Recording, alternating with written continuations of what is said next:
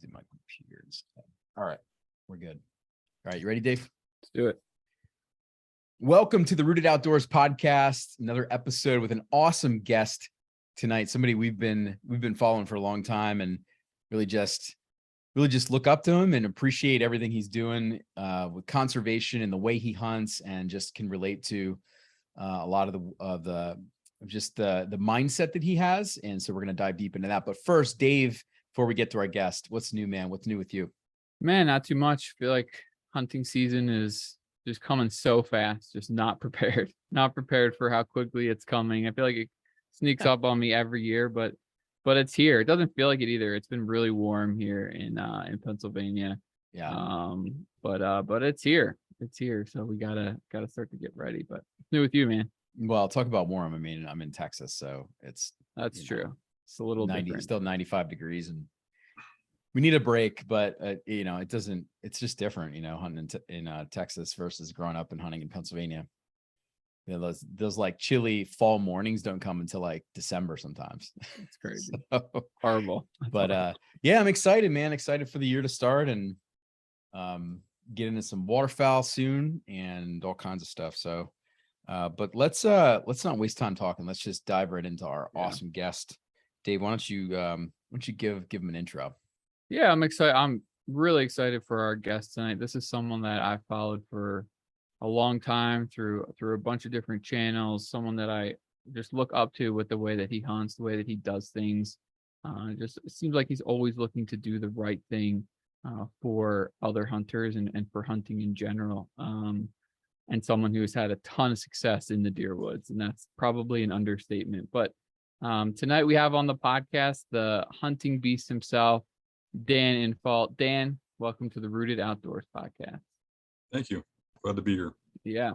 So Dan, before we dive in, why don't, I'm sure most people know who you are at this point, but maybe just give a little bit of a background on who you are, and what you're up to now before we dive in. I'm a lifelong hunter. I've always been involved in sport heavily, and publicly. I have a fairly large YouTube page where I show hunts, and I go more than just showing hunts. I show the tactics involved and the thought process, and teach some lessons along the way. And, I have social media and some other things too, other outlets, but always trying to give back to the hunting community. Yeah. Yeah, it definitely comes through in the content that you post, just, sharing everything that you know. I don't think anybody would question at this point your tactics behind, how you hunt and what you do and the success that you've had. But you do post a lot about the mental side of hunting, and that's kind of what we really want to talk about and go a little deeper with tonight, because from my experience and what I see, a lot of the tactics they're all over the place. Like, you can learn those in so many different places. There's YouTube channels, there's articles, there's different places, and a lot of people are talking about them. And I feel like most guys understand what they need to do, but there's a very, very small percentage that are willing to do what they need to do. And so we're going to kind of talk about some of that. But I'd like to kick our conversation off with a simple question, but it could be a question that could be taken pretty deep. But so for you, at its deepest level, why do you hunt? Why do cats hunt mice when they got a full bowl of food? Because it's in my DNA. It's who I am. It's more than just a hobby. It is literally who I am. I'm a hunter. It's hard to explain for somebody that doesn't understand that, but it's the same reason their cat hunts when you give it a full bowl of food and it doesn't need to.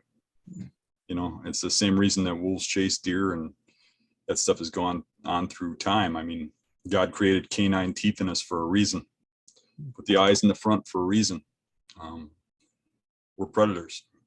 Yeah. It's what we belong doing. I'm not telling anybody they have to hunt or should hunt.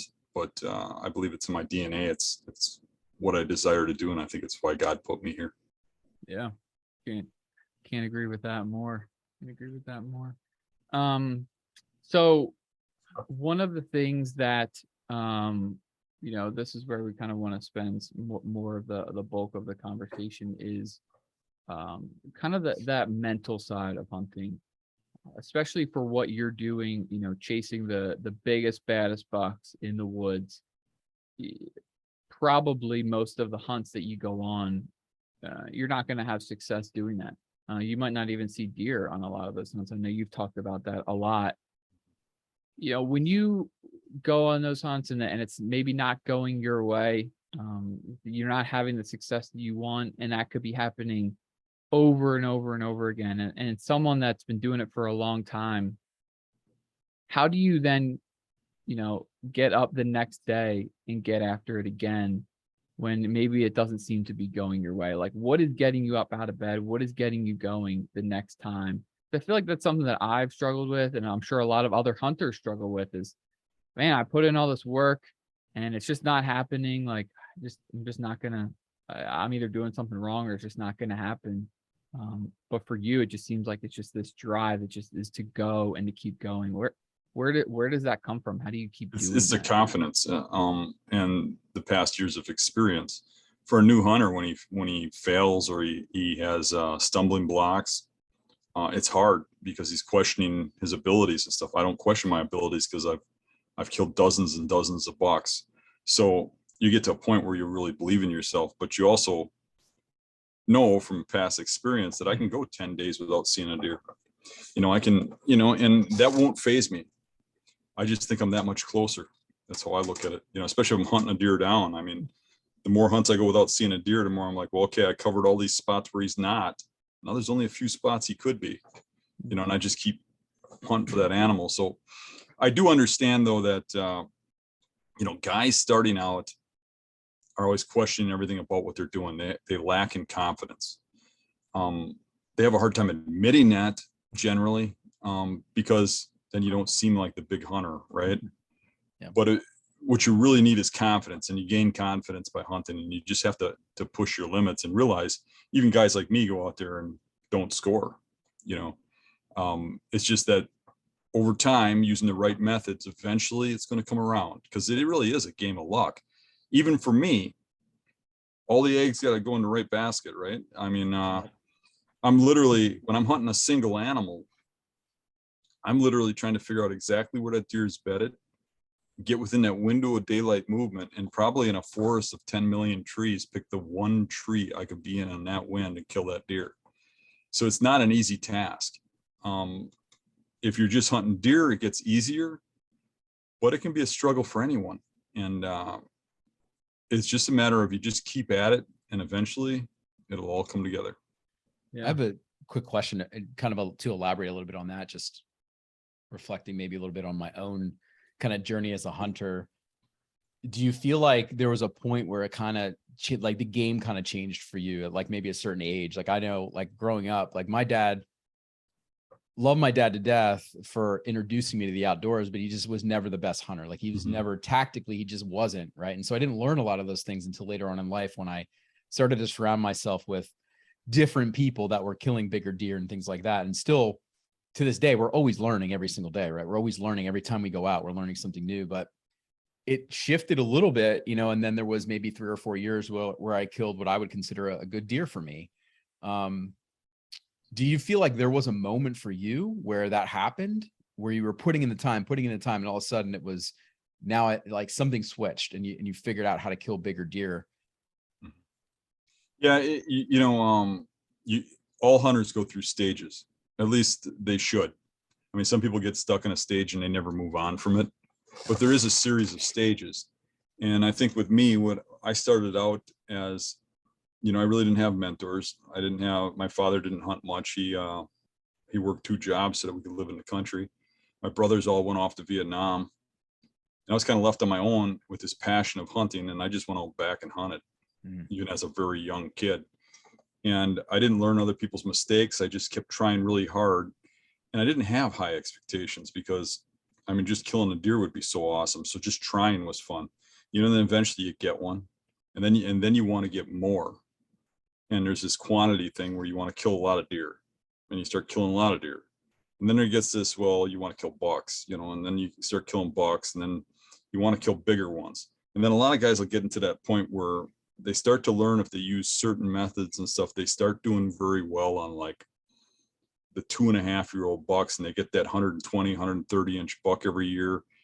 And that's the hardest phase to get out of, because when you go into a mature deer, you have to hunt that like you're hunting a whole different animal, because the whole way that they live is different. So you have to change up your whole style of hunting, which is hard. And then when you get into that style of hunting where you're starting to try to shoot big bucks, you get like a competitive stage where you know, like, look at everybody else, like you want to be better, you know. And there's some point in time when you prove to yourself that you're good enough, and then you stop caring what you kill and you just start enjoying the hunt. And I think that's where I'm at now, you know, where I'm just out there having fun, and if I don't kill one, I don't kill one. If I do, and I really don't have anything to prove to anybody, not even myself. It's awesome. So to go to talk about confidence a little bit more, you know, something that you see a lot is, and I was kind of guilty of this too, is if you look at social media and YouTube, you see guys a lot of them are posting about killing big bucks, and then people get into hunting, and that's where they start. They set their expectation as that, like, I want to go out and I want to kill you know, a giant mature buck right from the start. But I feel like that is going to be really hard to get the level of confidence, and you may never get there just starting there. Yeah. What are your thoughts on that? Do you think that that's a mistake? I mean, it could, some people it could work, I guess. But do you think it makes more sense to start, you know, kind of go through those stages to build up to that, if that's what you aspire to do? Or what are your thoughts just around that, and how it relates to what you're seeing out there in social media, YouTube, Facebook, etc.? I wouldn't tell somebody not to start out hunting big bucks, because I know some people just don't want to kill animals, and they're really picky about what they kill, and they're not me. But from my perspective, for most people, I would say that going out and learning how to kill animals, if you're going to hunt deer and you aspire to be a big buck hunter, I would say starting out with deer would be just accomplishing a deer and then accomplishing a buck, and making your way up the ladder would be way better than to try starting shooting giant bucks right off the bat. I think that's you're setting yourself up kind of for failure. You learn some things by hunting deer, like when to move, what you can get away with wind, what you can do, and, you know, where that is just to a whole different degree with mature bucks, that you kind of, you know, make your way into there. And if you're just hunting mature bucks, it might take years to get one. I got a friend who I love the guy, but he didn't want to shoot anything except for a mature buck, and he was going to wait for Boone and Crockett. And he went something like 17 years before he got a deer, and it was a Boone and Crockett. But he had some opportunities in between there, and he blew them because he didn't know how to draw a bow when a deer came in. He didn't, he had a lot of like amateuristic, even though he had a lot of skill in finding these big bucks from all this year of study and everything everybody does and stuff. But he lacked in the basic skills in the hunt woods of how to kill an animal, because he never did. Shot placement, everything, what timing of the shot, how to stop a deer, if to stop a deer, if not to stop one. You learn all that stuff by killing. As harsh as that sounds, to be a good killer, you got to learn how to kill stuff. So starting with young, smaller animals and putting some meat on the table is probably a good thing. And the biggest thing I would say is, stop worrying so much about the size. And if I could go back, I'd tell myself this when I was younger, and worry a little bit about having fun, because hunting is supposed to be fun. I see a lot of young guys now that see all these people online killing all these deer, and they're mad and they're angry about their hunting and they're frustrated. And it's like, it ain't supposed to be like that, and they can't realize that, the internet is a million people. So you're you're going to see people who kill deer. You know, it doesn't mean that they're doing way better than you. It just means that one or two people are, and it's not a competition. It's really between you and the deer and how you hunt. If you make it a competition, the rich guy will always win. The guy with that daddy owns a farm will always win. The poacher will always win. And the guy who will kill stuff with no regard will always win. And sometimes it's, you know, and the person who will go hunting despite his family, despite it being Halloween with his kids, you know, despite his kid's birthday, he's going to beat you because he's out there on those days. So did he really win? Is he a better hunter? No, you know, not in my eyes. Yeah. So really it's more about just having fun. Yeah, a great point. I mean, I think that, you know, want to hear your take on this as well, but I do feel like as a hunting community, a lot of times we do miss the boat on talking about the real side of hunting. We don't get to see the full story of what went into the hunt, the work that went into the hunt. I think that's why people are attracted to your page and what you talk about, because you talk about all the work that goes into it. You show the work that's going into it that people aren't willing to do. Unfortunately, a lot of people don't do that, and they'll just post a picture and then they'll, you know, make it sound like it was super easy. Maybe they had that farm, maybe they had all the money in the world and did and if that's what they want to do, that's totally fine. But it's not painting a full picture, and then it's, you know, causing other people that are into hunting to have these false expectations of what to expect out there, and then they're putting those on themselves. And then it's like, to your original point, what you just said, it takes all the fun out of hunting. It's supposed to be going out and having fun, not comparing yourself to this guy who you saw a picture of and you have no idea his circumstances behind how he did that, and you're going to compare yourself to him. It doesn't make any sense, but we do that. I've been guilty of that, and I've had plenty of struggles with overcoming some of that and envy and dealing with some of my own struggles with that. But I feel like as a community, I don't know the answer to it, but I do feel like we need to do a better job of painting the whole picture and really talking about everything, or else we're going to just set false expectations and discourage people from going hunting or enjoying it. What are your thoughts on just that in general, just that premise, I guess? I don't know. I kind of agree with you. I mean, I don't know how you beat it, because there's always just the kind of people that just portray the sport in the way we don't want it portrayed. Yeah. And I don't think there's much we can do about it. I do like the fact that there's more people being a little more honest nowadays about how they feel and how they hunt and what they think. And you know, kudos to you guys. What you're doing is basically, you know, really helping the community by exploring those things with your listeners. Yeah. I mean, yeah, that's the one of the main reasons that we wanted to talk about this and have people like you on to talk about it, is because I feel like these things don't get talked about enough, and they're really important. Like, there's a lot, again, to speak to myself, like a lot of like emotional stress and mental stress that had gone into hunting for me, and no one was really talking about it. All everyone was talking about was, well, here's how you kill this deer, and I'm all for that. Like, I love the tactics, I eat that up like as much as any other hunter, but talking about some of this stuff I think is also very important. I know that we kind of touched on it a little bit, but I think it's important for each hunter to define what success in the woods is to them. So I'll kind of start this question off and we'll see where the discussion goes, but how do you define success in the woods, and how has that changed over time? Because I'm sure that it has since you first started hunting. Yeah, when I started hunting, success was viewed as, you know, killing a deer, and it grew into killing a big buck. And nowadays, success is making it back out of the woods alive.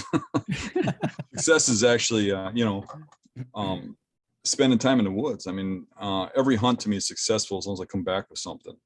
And it can be a story, it can be something I learned, or whatever. But if you've followed me at all and you've read my stories, you've even my kill stories, you talk about a hunt that I did where I came out with a buck. If you notice, it's not really the buck I'm talking about.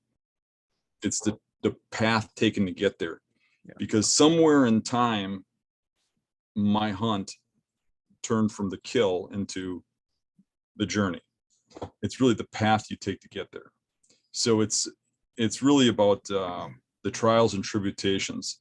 Like there's nothing I like more than to hunt a deer hard all season. You're after that deer and to kill him on the last day, last hour. Because you got to hunt the whole season. But it's the things that scare you half to death that you face your fears. Going out in a swamp 3 miles back in pitch black that you've never been in your life, with just a compass, somewhere way up in the North Woods. To me, that's a successful day if I ever saw a deer. I'm just out there living the dream. There's a lot of people out there that are stuck in a wheelchair, stuck in a nursing home, staring out a window, that can never do that again. And you should enjoy every single chance you get to be in the woods. And killing the deer, that's just a bonus. Yeah. Matter of fact, it's not always a bonus. I mean, I killed my buck on the 5th day last year, and every day I was in Wisconsin, I was pacing the floor wishing I was out there hunting. Yeah. And to me, it's not the same to go out there and chase does. It's not something in me. I ain't got nothing against that. And I like killing a doe or two, but there's something about that chess game between the buck that I love being out there playing that game. And it's not necessarily the kill. The kill's kind of a sad time. You know what I'm saying? But it wasn't always there. I mean, when I was younger, it was about the kill. And if you looked at stuff that I wrote when I was younger, or shows that I was on when I was younger, you'd see that. You'd see that ego-driven young guy who was a little cocky and arrogant and bragging about himself, where I probably tempered that down to a point where you can almost, look at me without puking. But yeah. So going from someone who it sounds like you define success by killing that big buck to now it's just, if you're in the woods, that's success. Like you want to know success. Last year, I took my buddy Dave, and I put him in a spot. I helped him. He couldn't get his first deer. He had just started hunting. He was an older guy, but he had just started hunting. He'd only had 3 years under his belt. He was struggling. He had no mentors or anything. And I took him and I says, I got a spot where I think you could get a big buck. And I let him go in there and set up his own tree and stuff. And he shot his first buck and his first doe on the same day that day. And I felt so proud. Yeah. It was like I shot a booner. Yeah. That's success. It really is. True. Giving back for sure. You have obviously you've built a community, right? The Hunting Beast community. And you've got a bunch of great guys in there, tight knit guys and guys that are helping each other out. We talk about community a lot. I mean, that's one of the things where it's important to us is building a community around the Rooted Outdoors podcast and, connecting guys, with creation. I mean, just especially we're talking about like how hunting should be that fun thing. It should be that thing that is your release, that thing that is not stressful, right? With all of the things going on in this world the last couple of years, man, like I cannot wait to get out in the woods. Like that's where I want to be. Right. And then you got guys that have a lot of pressure and then they go into the woods and put more pressure on themselves. Maybe just to tell us a little bit about that community. Was that something was that a goal of yours? Or did the Hunting Beast community just kind of develop around guys you were meeting when you were on the road? Because I know you're passionate about giving back, and when you meet guys in parking lots, like you're giving them tips and things like that. Did it kind of grow through that? How did that grow? How did that evolve? Well, there's a point about 35 years ago where I thought that people were hiding how-to information. It was like taboo to tell people how to hunt. You had to learn it on your own. I mean, even within camps, you wouldn't talk to the people that are with you. You go out and you hunt your own way and come back, And I always felt that we're doing the hunting community a disservice because people go out there and they hunt and they don't have success or they don't see deer. They get frustrated and they quit.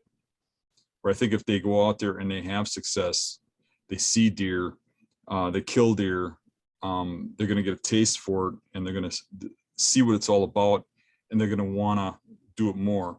And if I go in a little deeper, I grew up, you know, in the 70s and 80s, and at that time frame, drugs and drinking and stuff were rampant.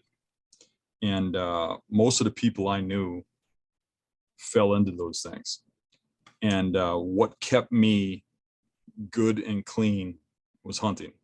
And I think I could have fell in with those people. And a lot of the people I went to school with that were friends of mine have died.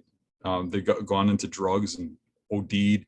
They've become alcoholics. Not people I would look up to. Where I took the route of the woods. And I just think there's something pure about that changes people. And I want to see that in kids and stuff.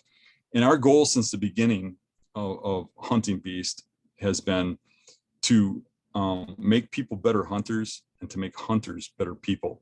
That's been the motto since the beginning. Love that. It's so That's good, man. cool. That's, I mean, you're right. It is so important. Just to get people outside in general, like even my generation, but I see this next generation coming up, and everything is just inside on a phone, on a computer. Even the human interaction, like the camaraderie that comes with hunting is so important. And all of that just seems like it's just going by the wayside. And building that community and encouraging, I mean, that's something that's really important to us, is taking youth hunting, getting people outside. The impact that hunting in the outdoors has had on our lives, we feel like it's our duty to introduce that and give other people the chance to experience those things. You know, I'm sure that you would agree, one experience potentially in the outdoors could change somebody's life. Yeah. The whole direction of their Changed life just by ours, one all of ours. experience. Yeah. And I mean, it changed mine. And so we feel like we have the duty to do that. And you're doing that through your community, through your content. Like, you know, it's encouraged me, and I'm sure thousands of people. So yeah, so just that community piece is something that's really important for us, and obviously for you as well. One last question, kind of, that at least that I have on the mental side, then I want to shift gears a little bit, but from a strictly mental standpoint, what do you think holds most hunters back from having the success that they desire in the woods? Probably lack of success, not having the confidence and attitude. It's really a mental game. You have to believe in yourself. You have to have confidence. You know, if you go in the woods and you know, like, you have an idea where this big buck is living and you want to get that buck, and you go out there and, you know, it gets to the last half an hour and you haven't seen nothing the whole time. You start questioning yourself, and a guy that doesn't believe in what he's doing is going to want to get to his car before it's dark. He's going to be moving around, looking around, you know, impatient, thinking, oh man, nothing's going to come in again. And he's looking at his phone, and deer are going to catch that movement. He's not going to see as much, you know. You have to believe in what you're doing. You have to be in the game. And literally, someone who's not in the game is sitting in a tree thinking about what's going on at home, thinking about what they're going to do when they leave. When I'm in a tree, I'm concentrating on what's going on around me, and I'm thinking about my next move. If that doesn't work, what is my next move, and move after that. And I'm concentrating on when I think that deer is going to come in, where he's going to come from. And, you know, it's a whole different ball game. You have to be mentally on top of things. Yeah, that's a good point. So when you're out there hunting and you're in a tree, you basically you believe with 100% confidence that the deer that you're after, like, you're going to kill that hunt every time you go out, pretty much. I do. Every time I go out, I 100% believe that I'm gonna kill that buck. And then when I don't, I go home, I get up the next morning, go back out there, and I 100% believe I'm gonna kill that deer. Yeah. And I'll do that 10 times in a row, and the 11th time go out there with the same vigor and kill them. Yeah. Yeah, and I think that's why, I mean, that's exactly why you have had that success, because of that attitude. And that's what I wanted to really talk about tonight. Another big thing is that you don't have somebody around you that's got a negative attitude. They'll bring you down. Yeah. It's true. Yeah. If you have someone around you saying, I don't, obviously that plan's not working. Like you should take a break or don't go out or whatever you need, that I feel like so many little things can affect that confidence. Like even from 100% to 90%, like all it takes is one comment. So one comment, someone says something and then you stop feeling it. I mean, I know for me, like I've spent times in a tree. I'm sure a lot of people have, where I'm like, yeah, like, this spot's fine, but like, I'm not 100% like that I'm going to see something today. Right. For like, let's just use that as an example then. Let's say that I went out, got in a tree and I'm like, like, I think it's okay, but I don't know. Like, a lot of times for me, and I'm sure other hunters, like I'm already here, I'm already set up, like I'll just hang tight. Like, what would you say to someone like that in that specific situation? You know what I do? I walk up to a tree, and if I don't feel 100% confident, I keep walking. Love it. I've spent evenings walking around, not found the tree, never hunted, ended up going home. And I'll do that because I have to. It's just something with me. I have to believe in what I'm doing in order to have the confidence to make it work. Yeah. I mean, that level of dedication to be willing to go out hunting and not even get in a tree, that's what separates you from a lot of people, because you need that level of confidence when you're in, hunting, or else the way that you view it is, it's just, if I'm not 100%, it's not worth hunting. Yeah. Like I need to get to just that keep looking 100%. for that spot that's 100%. And if I don't Right. find it, at least I covered a section of woods. Right. Now I've narrowed my path. I'm still feeling successful because now I looked at this section and this isn't it. Yeah. I think a lot of the mindset too is, guys are trying to maximize the time they're in the woods. They work 9 to 5 during the week. They get in the woods on a Saturday and like they've envisioned this tree they're going to sit in all week. They go sit in it. And to your point, Dave, or both of you are saying, it's like maybe you're not quite feeling it, but you go, I waited all week to sit here. This is the only time I have. I'm going to sit here. But really they should be thinking, no, I should move. Like I'm going to maximize the time I'm in the woods and I should move and get to a place where there is sign, there is activity, there is things happening. Whether it's you get up in the tree and you're sitting for the last, 30 minutes of light, versus sitting in the last 30 minutes of light in a place where you're not going to see a deer. Like I think it's just, to your point, it's all the mindset, it's all the approach in it. And thinking differently about what society has told us probably over the years of sitting still and, waiting for the deer to come and those types of things, with you guys and a lot of the guys now sharing the real tactical ways to get after bigger deer. Like that's going to help guys and give them the confidence to move if they're not feeling it, Yeah, for sure.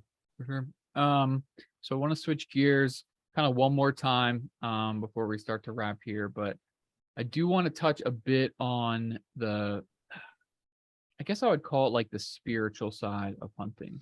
I know that Dan, in a lot of your posts, you reference God. For us, our faith, being in a relationship with Christ, is the most important thing in our lives. And we feel like when we're out in the outdoors and we're hunting in His creation, we feel very connected. And we feel that. And again, like you've made some references in the past, but I just want to ask you, what is that connection for you? Is there a spiritual side to being outside and hunting, or not really? Whatever it is for you is fine, but I'm just curious, kind of your take on that side of things. Yeah, absolutely. I always reference sitting in a tree as being 18 feet closer to God. That's right. You're sitting out there, and that's the one thing about getting people involved in hunting.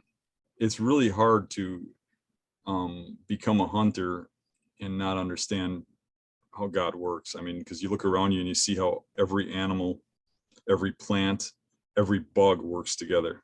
You took one of them away, you just destroy our whole ecosystem, Right. And when you're in charge of killing things, you can't help but start to think about life and death. And when you put yourself at challenges and you have to face your fears, out in the swamp, coming out in the dark, getting lost, doing things, you have to put your faith somewhere. And to me, it's pure. And it's the only time you really have that time in your life nowadays where you're alone and you have your thoughts and you're there just sitting there with God. Yeah. And that's when I have my time with God. Yeah. I consider that my church. Yeah, it's hard for me, and it sounds like you too, Dan, to be out in the woods and look around at all of the things. Like there's always things that are happening when you're out there. Like you said, the bugs and the plants that are growing and the animals and the sky and all of it. Like to not just see the beauty in all of that and see that like someone put this together. Like this, Yeah. none of this is an accident that we're looking at here. Like this has been put together by a creator, and then feeling that connection with him is something that's really important for us as well, and it sounds like it is for you as well. I think that's all the main questions we wanted to hit on. Corey, any other questions before we start to wrap here? I got one question. I've been dying to ask, but since we were kind of keeping the podcast a little serious, I figured I would like ask it at the end. So Dan, you got to tell me what the deal is with the raccoons. So like Clyde was eating cupcakes. What it was it, you have to tell us what the deal is with Clyde. And it looks like there's more than one raccoon. So how did Clyde come into your life? I've always liked raccoons. I took care of some when I was a kid, and at some point when I don't know, I want to say 30 years ago, maybe not quite, maybe 25 years ago, me, my wife, and a niece came across a raccoon on the road that had a broken leg and a bone sticking out, and we took it, a little baby one, and my wife wanted to get it help, and I'm like, you can't. I mean, vets won't help you. Nobody will help you. And she's like, I'm going to find somebody, because she loves animals, So she went and did a DNR, and the warden was a pretty sharp guy. So he said, there's one way you could help this raccoon. You could get a license to rehab. So she started rehabbing raccoons. And that got a little out of hand, because there's a reason they wanted us to do that, because nobody else was. Yeah, and there's no paying it or anything, and I had to build all these cages and spend all this money, and we were getting like 100 to 200 raccoons a year. Wow. And rehabbing them and releasing them. It was like a full-time job, and we don't do that anymore, but I still feed the wild ones and stuff. And there's a lot more than the raccoons. You'd be shocked. I mean, we got wild turkeys that come in the yard and eat out of my hand. They don't come anymore. My neighbor shot them, but but we have these ground squirrels too. The ones that got the stripes with the dots. Yeah. Somebody brought some over for my wife that were almost dead in a box. He tried to get him to leave his yard by putting a hose in a hole and drowned him, and then felt bad and brought him over for her to save. Wow. And she put them in this box, and they were still just a little bit alive. And she ended up putting them on this shelf, and we went upstairs, and all of a sudden there's all this commotion. We go downstairs, and there's live ground squirrels running all over the house. And cats chasing them, and I got bit a few times catching them, but I just threw them out the door. Oh my goodness. And since then, they've taken over my whole yard. So now we got these ground squirrels all over the place. And while I'm feeding the raccoons, they'll come running over, grab pieces of cookie off me and stuff like that. Yeah. And a couple years ago, up bear hunting, we had a fox that would come around camp. And I actually got that fox to eat out of my hand, and eventually it would just jump in the truck with us too while we're sitting there parked. Wow. But I've always had a knack for getting animals to trust me. I don't know why. Yeah. It's interesting, Dan. And I know we're kind of joking around about this, right? But the thing that, and Dave and I have talked about this a lot. We talked about it on podcasts before. It's one of the things that I think is this huge mystery to people that don't hunt, is the way that hunters, and I'm not all hunters, of course, but us, the guys that think the way we think, that we, in a lot of ways, love animals more than the people that don't hunt them, right? Right. Like we respect them and care for them, because I think any of us would do, like any of us on this podcast would do the same thing. You see an animal in distress, like you, but there's this ultimate respect for animals in general. But then there's this, going back to how we started the podcast, there's a primal hunting that's in us, that's part of us, right? And it's we can do that too, but we ultimately respect and love on those animals more than people that don't hunt in many cases. So I just think that's cool that your story kind of just proves that, right? It does. All right, I do have one final question, and then we'll wrap up here. Dan, I've watched a lot of your videos, and I've seen you do some pretty wild things to try to kill a deer. What would you say is probably the craziest thing that you've done that you just like can't believe that you did? Or maybe you do, maybe you can believe, but just the craziest thing to try to kill a deer. Oh, geez. I mean, I've hunted a lot of trees that are so small around. I had to pull 3 or 4 of them together to get it to hold the stand off the ground. I had a big deer coming through an area that had absolutely no trees. It was just grass in the positions where I could hunt. And I dug a hole in the ground and hid in the hole. Did it work? 2 deer out of that hole. Yeah. That's Shot 2 deer out of that hole. Wow. But yeah, I've done some weird stuff. But Yeah, that's good. Those are good. Cool. I think that's all we have, Dan. We appreciate you so much, not just for coming on here, but just everything that you do for the hunting community, the way that you shared your knowledge. You are definitely somebody that I know that we look up to, a lot of people look up to, and rightfully so, for the way that you give back. You share your knowledge, and you just do an awesome job with that. So thank you for that, but also obviously thank you for coming on our podcast here tonight and sharing some of that information with us and letting us kind of into your mind a little bit. I appreciate it. And don't undersell yourselves. You're doing a good thing. Yeah. Cool. Thank you, We Dan. appreciate you, man. Have an amazing season. And what I mean is, based on your goals for success, just enjoy every moment in the tree. And I know that I know you recently lost one of your good buddies. And so I know hunting's probably thinking about a lot of different things in the woods this year, but just enjoy it. Enjoy every moment. And I hope anybody that's listening to this, just if there any takeaway is, use the woods. It's God's creation, to just have a release and connect, and unwind, and just witness God's creation, and just be out there and enjoy it. Don't put so much pressure on yourselves. Right. But we appreciate you, Dan. Appreciate everybody watching.